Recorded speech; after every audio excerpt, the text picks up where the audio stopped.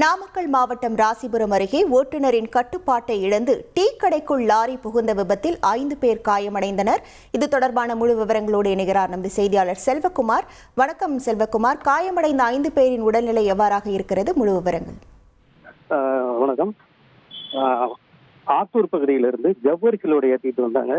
லாரியில் ஏற்றிட்டு வரும்போது நாமக்கல் மாவட்டம் ராசிபுரம் அருகே உள்ள மெட்டாலா ஆஞ்சநேயர் கோயில் பகுதியில் ஓட்டுநரின் கட்டுப்பாட்டை இழந்து லாரி டீ கடை மற்றும் பிளாஸ்டிக் பொருள் வச்சிருக்கிற கடைக்குள்ள புகுந்துருது லாரி.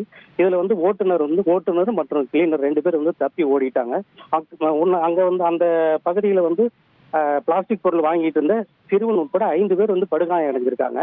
அவங்கள அக்கம் பக்கத்துல இருக்கிறவங்க மீட்டு ராசிபுரம் தனியார் மருத்துவமனை மற்றும் அரசு மருத்துவமனைக்கு சிகிச்சைக்காக அனுமதிச்சிருக்கிறாங்க.